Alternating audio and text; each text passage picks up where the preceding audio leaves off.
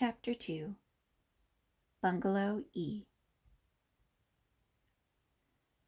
When Alessia arrived at the senior care facility for her evening shift, she was informed that her first task of the night was to take care of Ermintrude, the resident in room 106.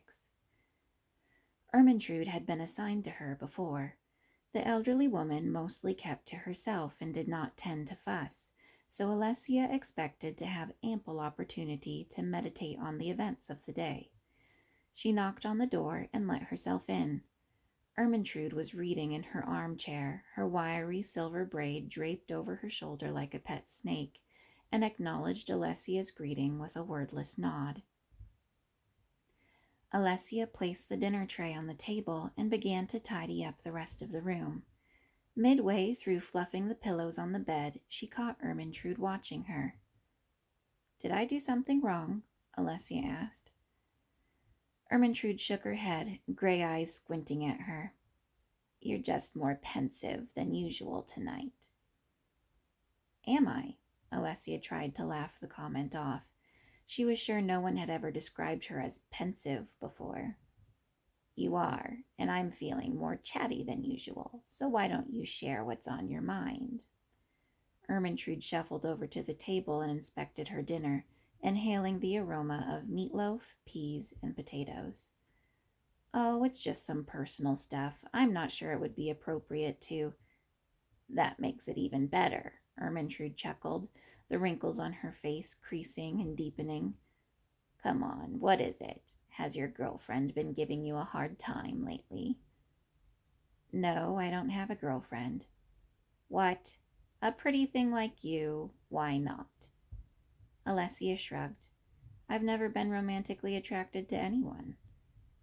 The old woman ate a few bites of food before pushing it away and announcing, "This is such a heavy meal, I'll never be able to finish it unless I work up my appetite with a nice evening walk. Won't you come with me?"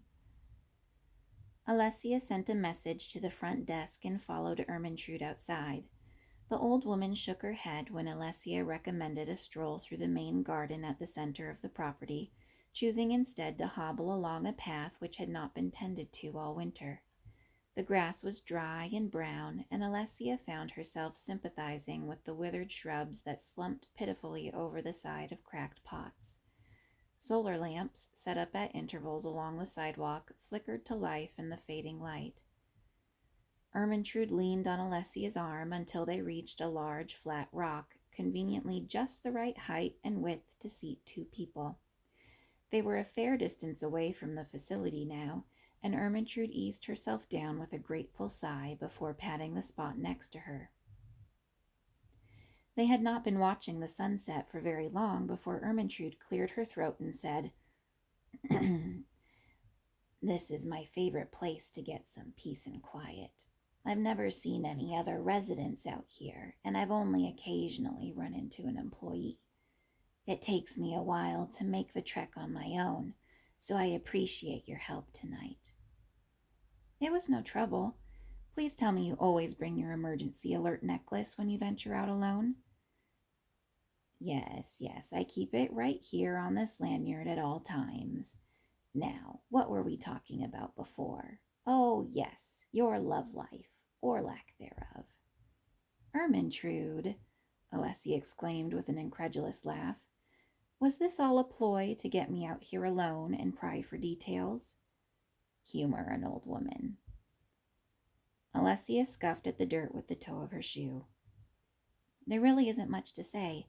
My best friend is convinced I haven't put myself out there enough and that I'm too much of a prude since I refuse to be in a relationship with someone I have no feelings for. Nimmy says lots of people would be willing to let me explore with no strings attached, and I understand what she's saying, but I have zero desire to experiment like that." "Has it always been that way?" "Yes, or at least for as long as I can remember. Every year in school I dreaded sex ed week. I already had a hard time fitting in, and I felt even more awkward when everyone else coupled up and got excited about the lessons and homework. My teacher pulled me aside one day to ask why I didn't complete an assignment, and I told her everything." I was so relieved when she explained I must be asexual. Things got a little easier once I had a label my peers could understand. Then what are you so bothered about today? Well, for the past year, I was pretty sure I wanted to have a baby. I even scheduled a consultation, but now I'm having second thoughts. I spoke with the high priestess at the temple today, and she implied I might be nervous about taking care of a child because I've never truly felt love myself. It's such a huge decision, and I don't know how I can be sure I'm making it for the right reasons. Ermintrude patted Alessia's knee. You're still young. I think you can afford to put it off a little bit longer while you do some soul searching. Motherhood wasn't always meticulously planned out like it is today. Women became pregnant spontaneously for millennia before our time, whether they felt ready or not, and humanity survived. Alessia was shocked the woman spoke of the old days of oppression with such equanimity. Ermintrude picked up on her discomfort and tightened her shawl. Goodness, it's still getting nippy at night, isn't it? I've probably taken up enough of your time. Thank you so much for walking with me. If you ever want a sympathetic ear, you know where to find me. I do feel a little better now, Alessia said, helping the old woman to her feet. And it was nice to talk about it without Nimra saying, just hook up with someone already. They both laughed and meandered back along the winding path. Alessia returned to the office after getting Ermintrude settled back into her room. It was almost closing time, and she was about to secure the front doors when a sleek electric car with heavily tinted windows pulled into the driveway. Ah, right on time. It was Herna, the owner and manager of the senior home. A sturdy, middle-aged woman, she had recently developed an unfortunate tendency to wear ill-fitting suits. Not that she bought them in the wrong size. They fit her just fine a year or two ago. Rather, she was too frugal or too proud, or both, to buy new ones. Alessia often found herself wondering if the sudden weight gain was due to increased stress or menopause, or both. I thought you'd gone home for the day, Alessia said. Herina joined her at the window and lowered her voice. President Connigan is here to visit her mother. Her mother? Alessia could hardly believe it. Former President Hertha Connigan lives here? Herina handed over a tablet with a tab open to view Hertha's information. She moved into Bungalow E about 2 weeks ago. We are required to keep it confidential for security and privacy reasons. Of course. Hertha has an outside company providing for her care and doesn't require us for much as far as services are concerned. I'm only telling you so you can help unlock the gate in the event I'm not here to do it myself. They heard an employee pass down the hall on the way to the break room, and Herina waited for the footsteps to fade away before concluding, Make sure you don't tell anyone else. Alessia nodded, and Herina used her navigator smartwatch to type in an access code. The gate slid open on well-oiled hinges, and the car slipped through with hardly a sound. Alessia skimmed through the contents of Hertha's file. It contained contact information for her physician, her care team, and a prescribed treatment for a nut allergy. Bungalow E was the most secluded and luxurious unit they had to offer, and had been vacant for the previous 2 years since it was too expensive for their regular clientele. Alessia closed the encrypted file. A request for fresh towels and shampoo came in from a resident in Bungalow B, so Herina offered to lock up while Alessia took care of the delivery. Once the task was complete, Alessia realized how close she was to Bungalow E. She considered the line of flagstones which branched off from the main sidewalk, hesitating until nagging curiosity won out and she opted for the detour.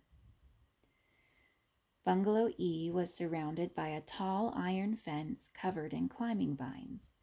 Alessia casually walked around the perimeter and found a gap where cold, artificial light shone through. She carefully stepped up and peered inside. There was not much to see, aside from the car parked outside the front door. Blackout curtains were hung in the windows and obscured any view of the people inside. Alessia backed away, feeling foolish. What had she been expecting? A strong hand clamped down on her shoulder and spun her around. The concentrated beam of a flashlight dazzled her eyes, and a low female voice hissed, "What do you think you're doing?" Alessia's vision adjusted enough to perceive the outline of a short, compact, and very muscular woman standing in front of her. She wore combat boots, a bulletproof vest, and a holster on her hip. Alessia tried to act like a flustered fangirl. "I'm sorry. Helena just told me President Hertha is one of our residents, and I'm the alternate point of contact when President Velda visits. So I was debating whether I should introduce myself, but I didn't want to intrude. So I thought maybe if I happened to pass by and saw them in the yard, I might say hello." "Stop talking." The woman forced Alessia to sit down on the grass. "Look at me," she commanded. Tiny words and images blinked across the woman's lenses. "Fortunately for you, I do see you're Helena's assistant," the woman said. Alessia would have interjected with a correction. She was the assistant manager. But the woman's face was so full of disgust she thought better of it and allowed her to continue her diatribe. "I don't even want to know how pathetic the rest of the staff is if you are the designated point of contact when she's not here." She pulled Alessia to her feet and gave her a push back toward the facility's main building. "My name is Neith. I co-lead President Velda's personal security team with Bellatrix, who I'm sure you'll meet later. No one sees the president without going through us first. Trust me when I say you are not wanted here, unless specifically requested." Alessia did not even bother to apologize a second time. She hastened to the office without a single backwards glance.